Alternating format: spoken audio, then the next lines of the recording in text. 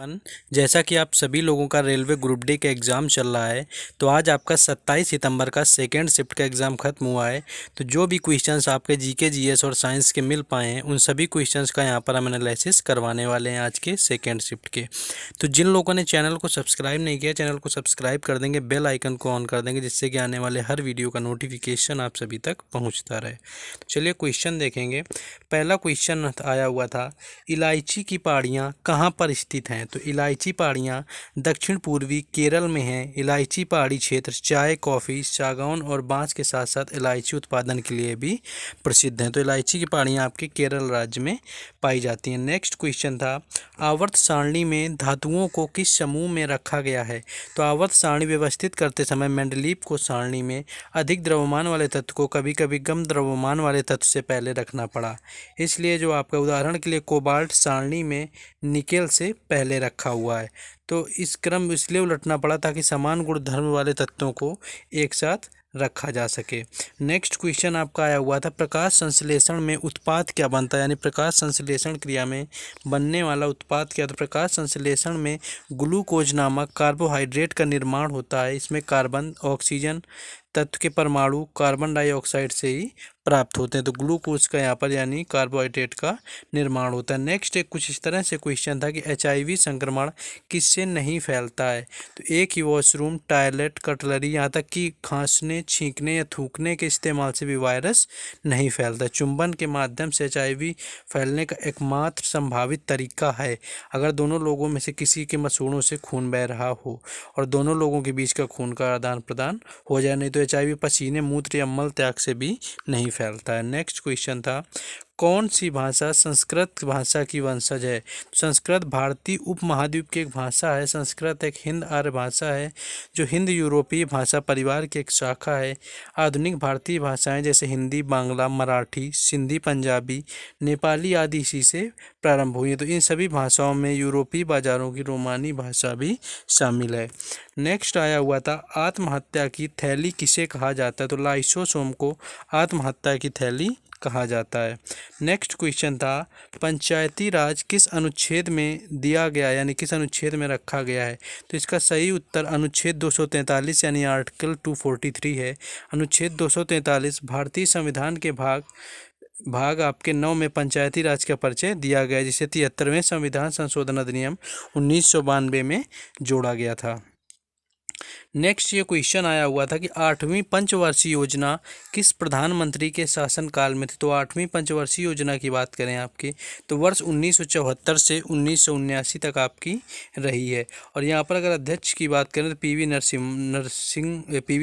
नरसिंह राव थे और उपाध्यक्ष आपके प्रणब मुखर्जी रहे हुए हैं। तो यहाँ पर अगर हम उनकी बात करें आपके प्रधानमंत्री यहाँ पर कौन थे, तो राजीव गांधी यहाँ पर आई थिंक आपका राइट आंसर था।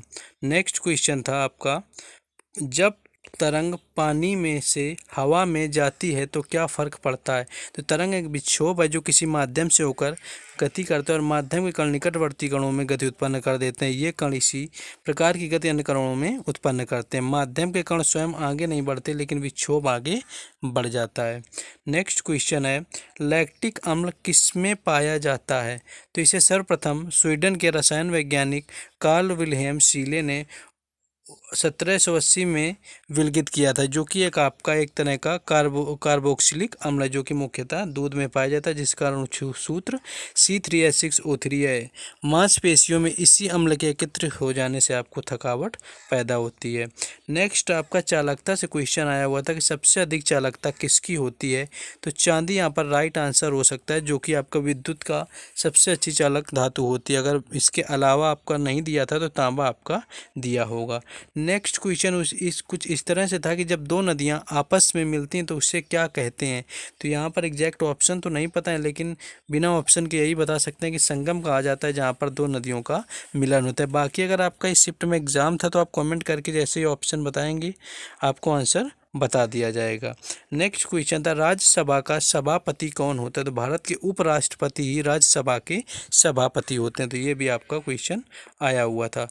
नेक्स्ट क्वेश्चन की बात करें, हॉकी विश्व कप 2023 की मेज़बानी कौन करेगा? तो 2023 पुरुष हॉकी विश्व कप की एक FIH हॉकी विश्व कप का 15वां संस्करण होगा, जो कि आपके भुवनेश्वर के कलिंगा स्टेडियम में और राउरकेला के बीजू पटनायक हॉकी स्टेडियम और साथ में आपका बिरसा मुंडा स्टेडियम में आयोजित किया जाएगा, और यह भारत में चौथी बार आपका आयोजन किया जाएगा। नेक्स्ट क्वेश्चन था कि होम रूल लीग की स्थापना किसने की थी? तो 1915 ईस्वी से 1916 के मध्य 2 होम रूल लीगों की स्थापना हुई। पुणे होम रूल लीग की स्थापना बाल गंगाधर तिलक ने और मद्रास होम रूल लीग की स्थापना एनी बेसेंट ने की थी। तो मद्रास होम रूल लीग की स्थापना एनी बेसेंट ने और पुणे होम रूल लीग की स्थापना गंगाधर तिलक ने की हुई थी। एल्काइन का आपका सूत्र पूछ लिया गया था, तो एल्काइन की बात करें तो CnH2n2 आपका सूत्र यहाँ पर एल्काइन का था।